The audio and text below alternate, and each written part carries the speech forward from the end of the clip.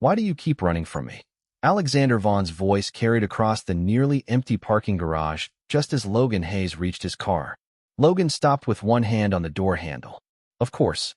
Of course, the billionaire chief executive officer from the romance novel had managed to find him 3 levels underground at 11:48 at night. Fluorescent lights hummed overhead. Concrete columns stretched into the distance. Somewhere beyond the garage entrance, Manhattan traffic whispered through the rain. Logan slowly turned around. Alexander stood 20 feet away beside the elevator, dark suit jacket open, tie loosened slightly. Expression calm in that deeply inconvenient way powerful men always seemed calm when everyone else was having a personal crisis. I am not running, Logan said. Alexander looked toward Logan's car, then back at him. You left a meeting before I arrived, changed elevators when you saw me in the lobby, skipped dinner after learning I would be there, and just walked down 3 flights of stairs rather than share an elevator with me. Logan considered his options. Denial had become ambitious. I prefer cardio. Alexander's mouth moved like he was resisting a smile. At midnight. Healthy lifestyle. In dress shoes. Commitment.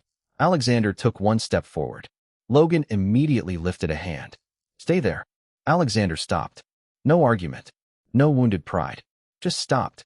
That somehow made Logan feel worse. Fine, Alexander said. I will stay here. Now tell me why you are avoiding me. Logan tightened his fingers around the phone in his pocket. The book was still open on the screen. He could almost feel the new lines waiting there. Every time Alexander found him, something changed. A paragraph disappeared. A scene shifted. A chapter rewrote itself as if reality were taking notes and failing to keep up. 3 days ago, Logan had known exactly how this story worked. Alexander Vaughn was supposed to meet Emily Carter at a charity auction, misunderstand her for 6 chapters, respect her for another 4, and eventually fall in love with her after an unreasonable number of corporate dinners. Logan had known the route. He had known the dialogue. He had known the ending. Then Alexander had looked at him, and the book had started changing. You would not believe me, Logan said. Try me. That is exactly the kind of thing people say right before they regret asking. Logan. There was no command in his voice. Just patience. That was worse too. Logan exhaled. Every time you catch up to me, the book changes. Silence. Alexander blinked once. What book? Logan laughed without humor. See? This is why I was aiming for the parking lot. Alexander studied him. You are serious. Unfortunately, yes. Logan pulled out his phone. The screen glowed between them. He did not cross the distance. Neither did Alexander. 3 days ago, none of this was my life. Alexander's expression sharpened. What does that mean? Logan looked at the screen, then at the man who was never supposed to care whether he existed. It means I know where you are supposed to be tomorrow. I know who you are supposed to meet. I know what you are supposed to say. Alexander remained still, and me finding you changes that. Apparently. Why? I have no idea. Logan's voice dropped. That is the problem. For the first time, Alexander looked unsettled. Not frightened. Not angry. Just thoughtful in a way Logan had never seen described on any page. Then why keep running? Logan stared at him. Because if I stay near you, I do not know what happens next. Alexander held his gaze for a long moment. Maybe that is not the same thing as something going wrong. Logan's stomach tightened. That sounded dangerously reasonable. You do not understand. Then help me. Logan looked down at the phone. The text on the screen flickered. One sentence vanished. Another appeared. Alexander Vaughn had followed him again. Logan froze. The next line began forming beneath it. 3 days earlier, Logan Hayes had been sitting in Boston, reading about a man who was never supposed to chase him at all. 3 days earlier, Logan Hayes had been sitting on the couch in his Boston apartment with a takeout container balanced on one knee and a romance novel open on his phone. Rain tapped softly against the window. His laptop sat abandoned on the coffee table beneath 3 unfinished advertising drafts, and the clock on the microwave had just passed 12:30 in the morning. Logan should have been sleeping. Instead, he was reading another chapter about Alexander Vaughn, the 32-year-old chief executive officer of Vaughn Holdings, a man apparently capable of negotiating billion-dollar contracts, but incapable of having one normal conversation about feelings. You could solve half this book with one honest sentence, Logan told the screen. Alexander, naturally, did not respond. In the novel, He was 3 chapters away from meeting Emily Carter at a charity auction, where one disagreement about fundraising strategy would begin the romance that eventually changed both their lives. Logan knew because he had already read the book once. This second reading was supposed to be relaxing. It was not. He reached the end of the chapter, and a strange notification appeared over the page. Would you like to enter the story? Logan frowned. Absolutely not. There were 2 buttons beneath the message. Enter and close. Logan tapped close. The screen flashed white. That feels professionally designed. He tapped again. Nothing happened. Then the phone went dark. Logan sighed, placed it on the coffee table, and decided technology had finally developed opinions about his reading habits. He fell asleep on the couch 10 minutes later. When he opened his eyes, sunlight was pouring through windows he did not own. Logan sat up. Slowly. His Boston apartment had one narrow window facing a brick building. This room had 3 enormous windows facing Manhattan. No, he stood. The apartment was modern, clean, and completely unfamiliar. A gray coat hung beside the door. A wallet on the kitchen counter contained his driver license with a New York address. His phone showed messages from coworkers he had never met. Then Logan found the employee badge. Logan Hayes, Marketing Communications Specialist. Vaughn Holdings. No. He said it again because apparently repetition was the only emergency plan available. He opened the novel application. The book was still there. Same cover. Same characters. Same chapter list. Logan checked the date. Tuesday. The charity auction where Alexander met Emily was Friday night. 3 days. Logan stared at the screen, then at the Manhattan skyline. Fine. His voice sounded far calmer than he felt. 3 days. He could survive 3 days. Stay invisible. Avoid Alexander. Let Emily arrive. Let the story begin correctly. Then figure out how to get home. It was an excellent plan for nearly 4 hours. At Vaughn Holdings, Logan discovered that everyone already knew him. His manager asked about a campaign draft. A coworker named Melissa complained about the coffee machine. His computer password worked on the first try. The world had built an entire life around him while he slept. That was unsettling enough. Then, at 2:15, Melissa handed him a folder. Can you take this to executive operations? Logan stared at her. Which floor? 41. His stomach tightened. Alexander's floor. Is there another route? Melissa blinked. Another route to the 41st floor? Yes. The elevator. Logan looked toward the elevators. Wonderful. He stepped inside alone and pressed 41. The doors almost closed. Then a hand stopped them. Alexander Vaughn walked in. Dark suit. Gray eyes. Calm expression. Exactly like the book. Logan moved toward the opposite corner. He knew this scene. A junior analyst was supposed to share this elevator with Alexander and nervously apologize for blocking the door. Alexander was supposed to say, "You are fine. Relax." Logan waited. Alexander glanced at him. Silence. Logan frowned. Alexander kept looking. Then he asked, "Why do you look disappointed?" Logan's stomach dropped.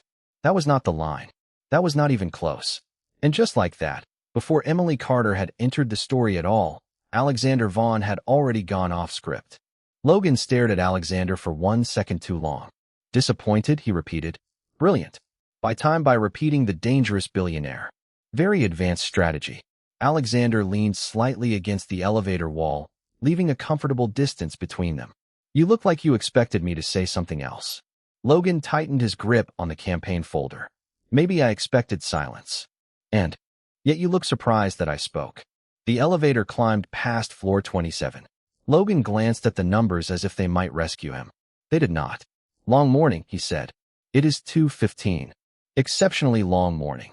Alexander's mouth shifted, almost amused. That was wrong too. In the novel, Alexander did not smile at random employees. He barely smiled at Emily until several chapters after the charity auction. Logan knew the schedule. He knew the emotional milestones. He knew this man was currently ignoring all of them. The elevator reached 41. The doors opened. Logan stepped out immediately. Have a good afternoon. Alexander stepped out behind him. Logan stopped. Are you following me? This is my floor. Right? Of course. Very reasonable. Alexander looked at the folder in Logan's hands. Executive operations? Yes. Wrong direction. Logan looked down the hallway he had confidently chosen. Naturally. Alexander pointed toward the opposite side. That way. Thank you. Logan turned around. Alexander continued walking beside him. Logan tried not to notice. Tried harder. Failed. You do not have to escort me. I am going to the same place. Convenient. You sound suspicious. I am from Boston. It is cultural. Alexander gave a quiet laugh. Logan nearly walked into a glass wall. That laugh definitely did not belong here. They reached the executive operations suite. Logan handed the folder to an assistant and immediately prepared to leave. Alexander spoke first. Logan. First name.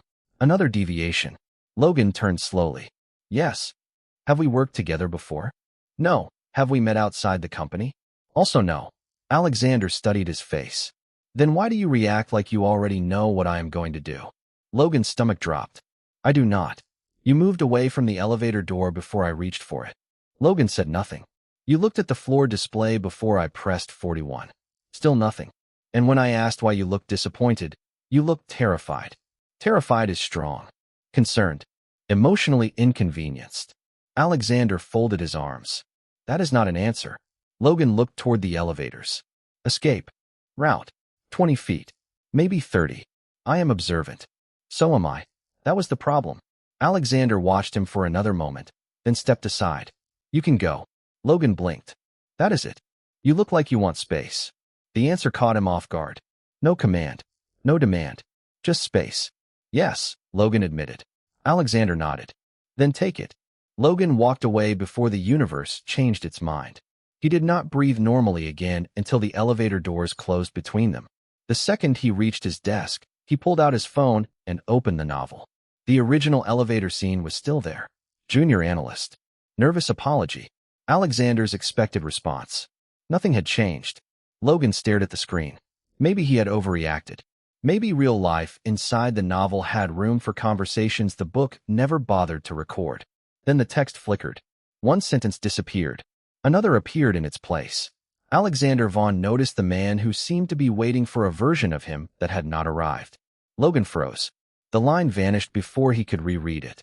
No, he refreshed the page. Nothing. At 4:30, Melissa dropped a stack of notes onto his desk. You are invited to the marketing review tomorrow morning. Logan barely looked up. Why? Executive request. His stomach tightened. Which executive? Melissa gave him a strange look. Alexander Vaughn. Logan slowly lowered his phone. 3 days. His plan had required 3 quiet days. He had survived less than one, and Alexander was already creating scenes that had never existed. The marketing review began at 9 sharp the next morning, and Logan spent the first 8 minutes pretending Alexander Vaughn was not sitting at the far end of the conference table. It was difficult, not because Alexander was doing anything dramatic. That would have been easier. He was simply listening, one hand resting beside a tablet, gray eyes moving between the presentation screen and whoever was speaking. Calm, focused, completely normal, which was deeply suspicious. Logan had checked the novel twice before leaving his apartment. This meeting did not exist. Neither did his invitation. According to the original story, Alexander was supposed to spend Wednesday morning negotiating a distribution agreement while Logan, a man the book had apparently invented for administrative inconvenience, stayed several floors below and remained irrelevant. Instead, Logan was presenting campaign notes to the chief executive officer before breakfast had emotionally settled.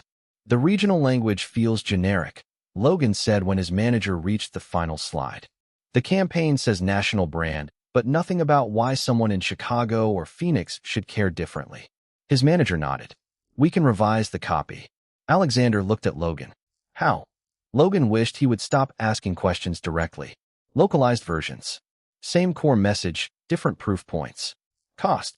Higher up front. Better engagement if the research is accurate. Alexander glanced at the marketing director. Test it. Simple. Efficient. Logan relaxed by half an inch. Maybe this was work. Just work. Then the meeting ended and Alexander said, Logan, stay. There it was. Everyone else collected laptops with the speed of people delighted not to be involved. Logan remained seated. You know, when powerful executives say that, it rarely improves the employee's morning. Alexander looked almost amused. Coffee. Is that a trick question? No, then yes. 10 minutes later, Logan stood in the executive cafeteria holding a coffee, so pale it barely qualified. Alexander looked at the cup. That is mostly milk. Coffee should encourage me, not punish me. Noted. Logan froze slightly. Please do not know things. Alexander raised an eyebrow. Why? It creates unnecessary continuity. Alexander stared at him. Logan closed his eyes. Forget I said that. Unlikely. Wonderful. They sat near the windows. Alexander did not ask about the elevator. Instead, he asked about campaign strategy. Logan answered. Then about Boston. Logan answered more carefully. Then Alexander asked why Logan always chose the least crowded part of every room. Logan set down his cup. You notice too much. You behave like you expect to be observed. I behave like I enjoy personal space. Alexander nodded. Fair. No pushback. No teasing. Logan hated how reasonable that was. His phone buzzed. He glanced down. The novel application had refreshed itself. A chapter title was gone. Logan stared. Yesterday it had read the distance between them, referring to Alexander and Emily. Now it read the distance he keeps crossing. His pulse jumped. Problem? Alexander asked. Logan locked the screen.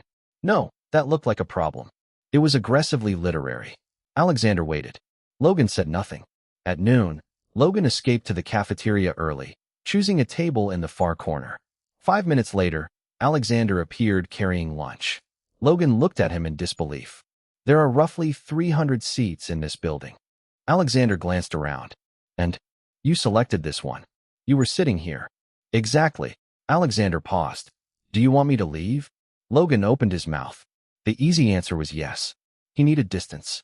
Every unscripted conversation seemed to alter something. Yet Alexander was standing there waiting for permission instead of assuming it. No, Logan said finally. Sit. Alexander did. Later that afternoon, Logan moved a client call to another conference room after hearing Alexander would use the one nearby. Alexander somehow appeared in the lobby afterward. At 6, Logan left through the side entrance. Alexander was outside speaking with his driver. At 7:20, Logan checked the novel again. Another scene had changed. Not dramatically, just enough. A sentence about Alexander spending the evening alone had disappeared. In its place was a new line. Alexander Vaughn had begun looking for the person who kept leaving before he arrived. Logan stared at it until the text flickered away. This is not romantic, he told the empty apartment. This is a software problem. His phone buzzed with a message from an unfamiliar number. Alexander Vaughn. Coffee tomorrow? You can say no. Logan read it twice. Then a third time. The book refreshed beneath his thumb. Another sentence vanished. Logan finally understood the pattern. Alexander was not following the story. The story was following Alexander. By Friday evening, Logan had developed an unreasonable amount of confidence in one idea. Emily. Carter was going to fix everything. The charity auction filled the ballroom of a midtown hotel with chandeliers, polished glass, soft music, and people wearing clothes that probably cost more than Logan's first car. According to the novel, this was the night Alexander Vaughn met Emily for the first time. The scene was practically sacred. Logan knew the timing. He knew the conversation. He even knew which charity display they were supposed to stand beside when Emily challenged Alexander's fundraising strategy. If the scene happened correctly, maybe the story would finally stop reorganizing itself around every conversation Alexander had with him. Logan adjusted his tie and checked the ballroom clock. 7:12. Right on schedule, Emily entered through the main doors. Dark blonde hair, blue evening dress, confident expression, exactly as written. Logan nearly wanted to applaud. Finally, he whispered. Emily crossed the room toward the foundation display. Alexander was already there, speaking with 2 board members. Perfect positioning. Perfect timing. Logan moved farther away, placing an entire table of silent auction items between himself and destiny. Emily approached Alexander. Mr. Vaughn. Alexander turned. Ms. Carter. Logan exhaled. Correct line. Emily glanced toward the display showing next year's outreach budget. I reviewed your proposal. Alexander raised an eyebrow. And, correct. Logan's shoulders relaxed. Emily continued. You are spending too much promoting the program and not enough expanding access to it. Alexander studied her for a moment. Public awareness increases participation. There it was. Every word. Logan almost smiled. The book was working again. Alexander challenged her assumptions. Emily countered with neighborhood data. Alexander asked for sources. She had them ready. The exchange was sharp, intelligent, and exactly the kind of scene romance readers highlighted because two stubborn people had finally found someone willing to disagree with them. Logan quietly stepped backward. His job was done. Not that it had ever been his job, technically, but he had become emotionally invested in restoring narrative infrastructure. He turned toward the ballroom exit. Logan. He stopped. No, absolutely not. Logan closed his eyes for 1 second before turning around. Alexander was no longer standing with Emily. He was walking toward him. Emily remained beside the display, calmly reviewing a brochure as if the romantic destiny of the universe had not just abandoned her mid-scene. Alexander stopped several feet away. Logan stared at him. What are you doing? Talking to you. You were already talking to someone. The conversation ended. It was not supposed to. Alexander's expression sharpened. Logan immediately regretted the sentence. Not supposed to? I mean, she was interesting. She is smart. Clearly. And you respected her. Yes. Logan spread his hands helplessly. Then go back. Alexander looked almost amused. Why are you trying to send me toward another person? I am supporting professional networking. At a charity auction, networking can happen anywhere. Alexander glanced toward Emily, then back at Logan. You were leaving. Logan blinked. What? I saw you heading toward the door. So I came over. The simplicity of it hit harder than Logan expected. Why?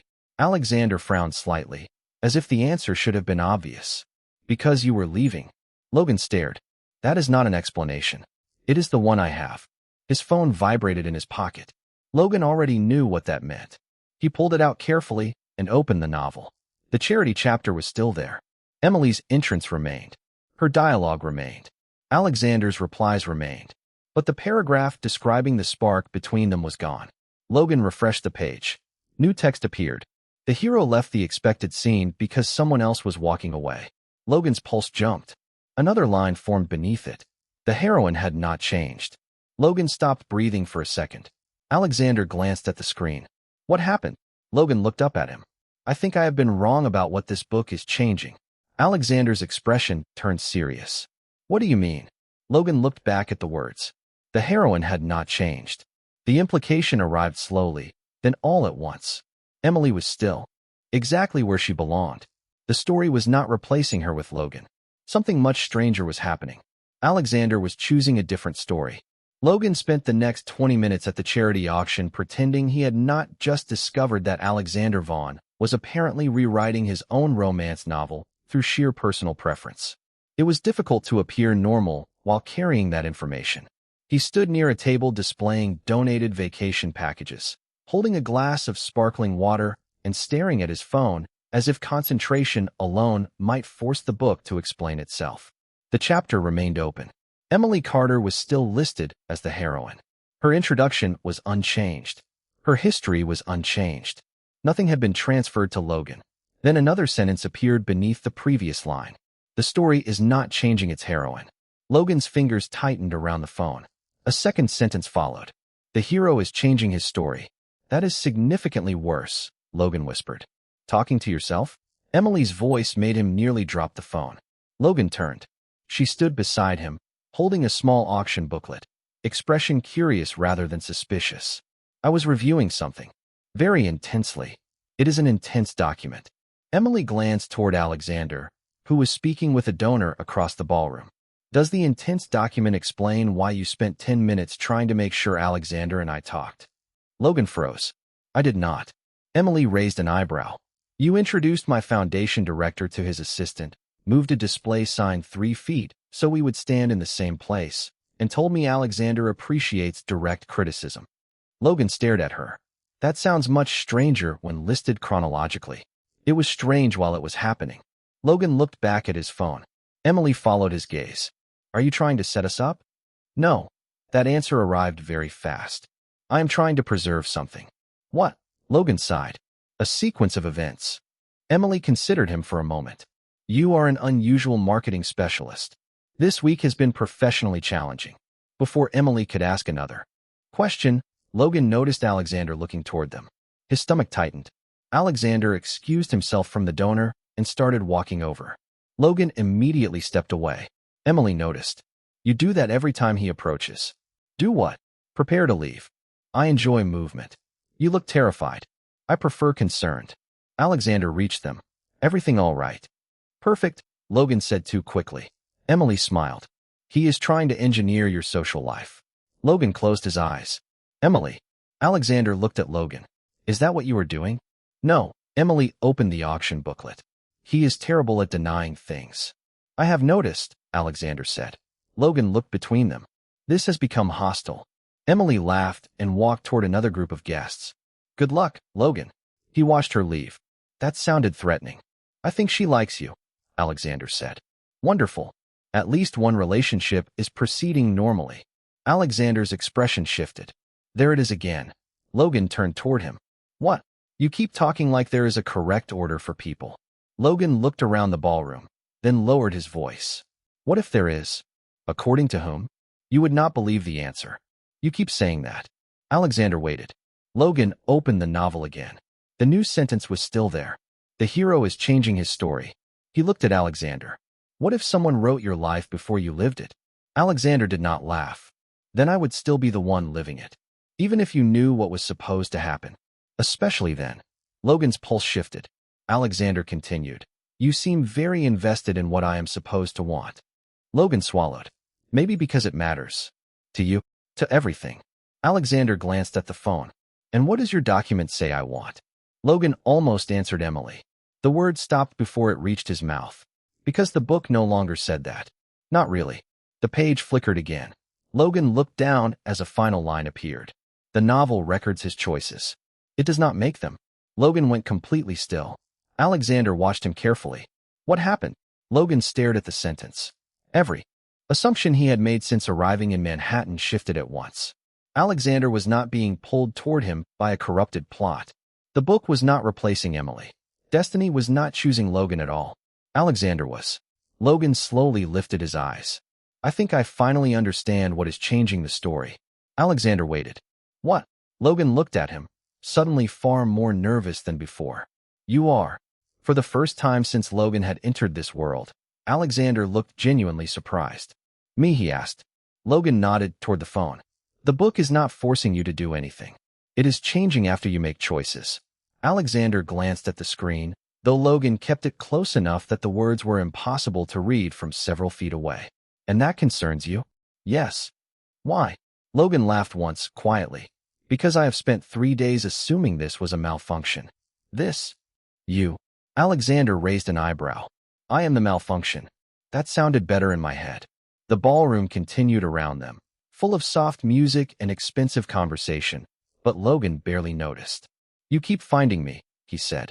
Alexander's expression changed. You keep disappearing. Because you were supposed to want someone else. There. Finally. The sentence he had been avoiding since Tuesday. Alexander stared at him for several seconds. You have said some version of that repeatedly. Because it matters. To whom? The story. I am getting tired of hearing what the story wants. Logan tightened his grip on the phone. You do not understand. Then explain. I cannot explain all of it without sounding completely unreasonable. Alexander glanced toward the phone. You told me a book is changing because of my decisions. I think we passed reasonable several minutes ago. Logan nearly smiled. Nearly. Emily is supposed to be important to you. She seems intelligent. That is not what I mean. I know. Alexander's voice stayed calm. You keep telling me what I am supposed to want, Logan.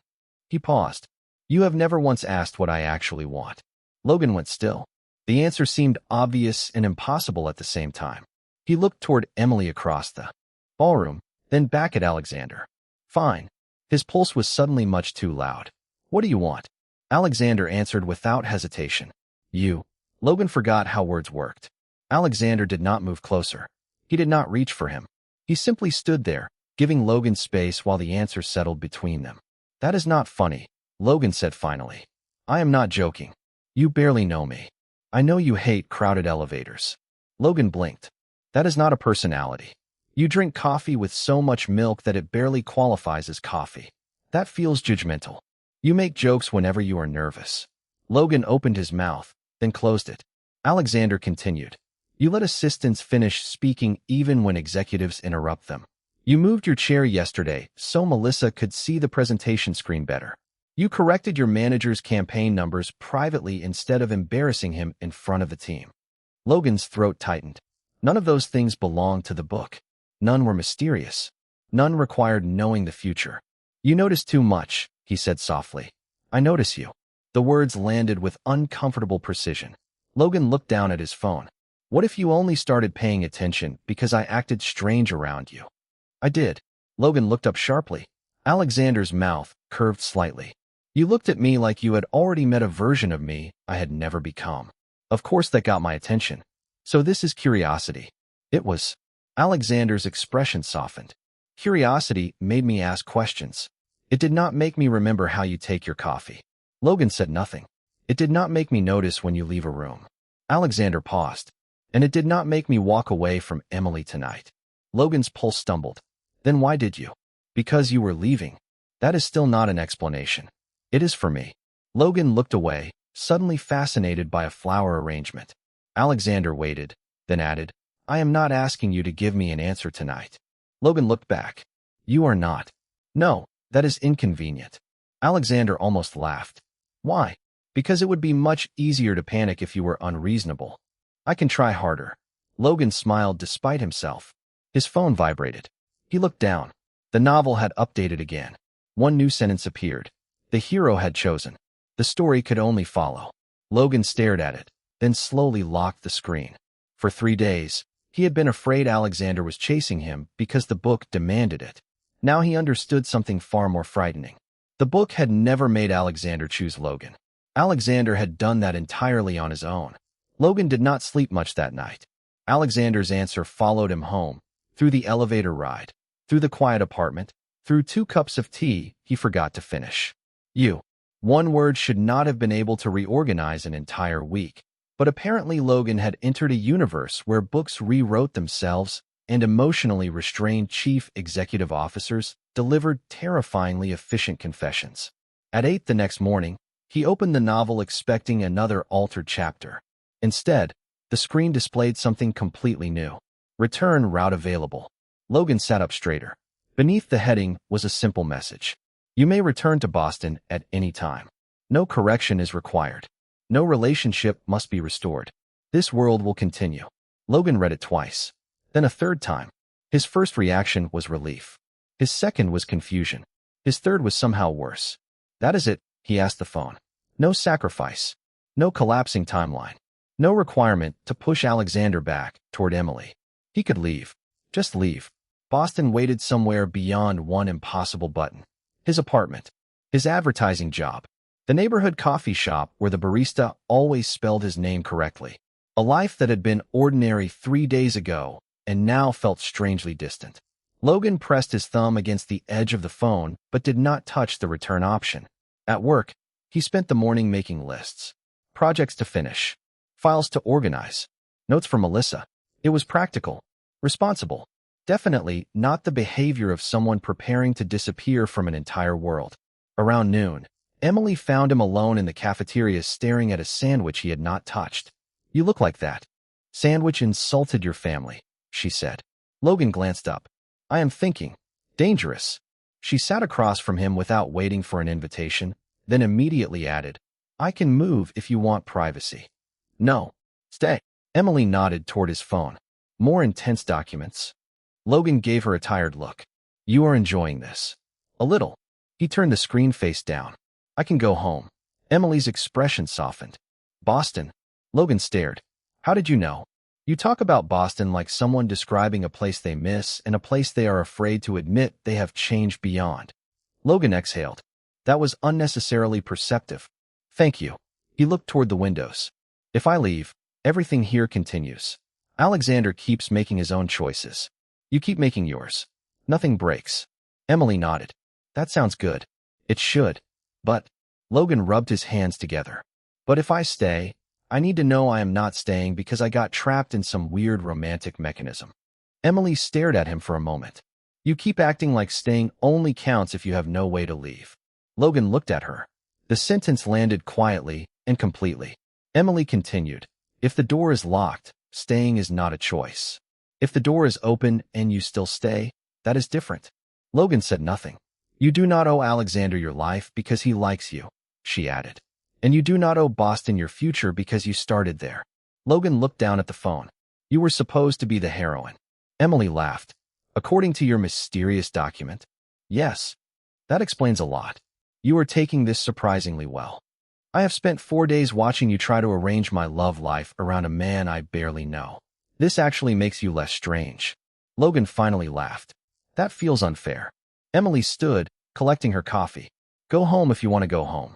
Stay if you want to stay. Just stop pretending either choice becomes more meaningful because someone else made it difficult.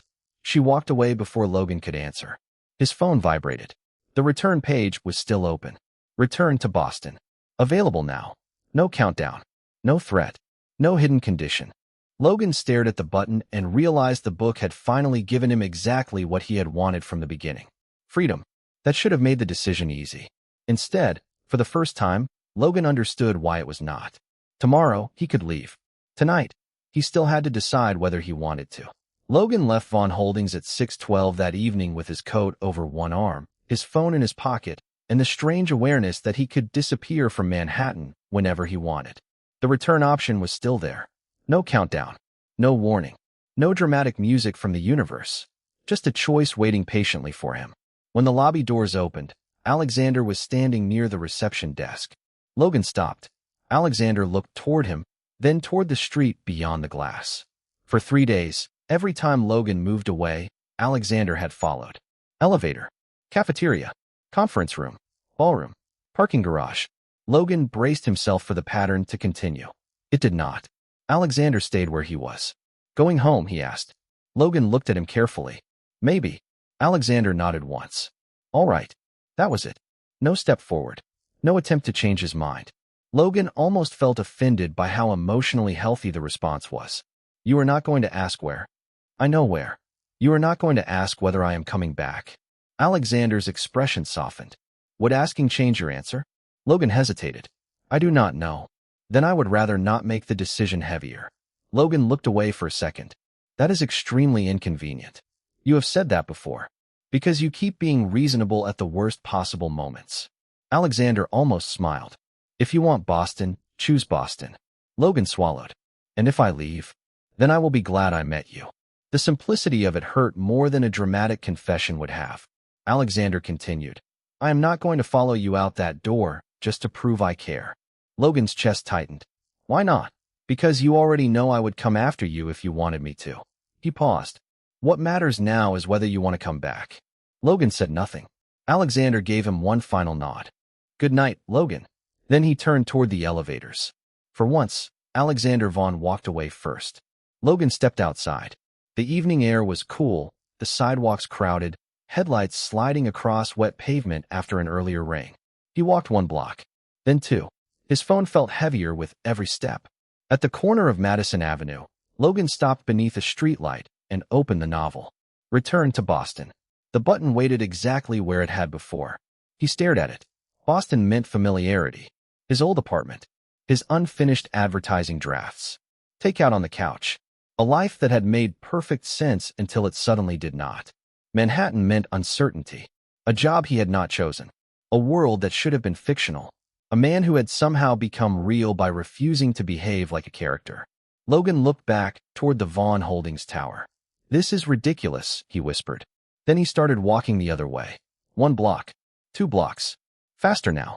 When he entered the lobby again, Alexander was still there, standing near the elevators with his phone in one hand.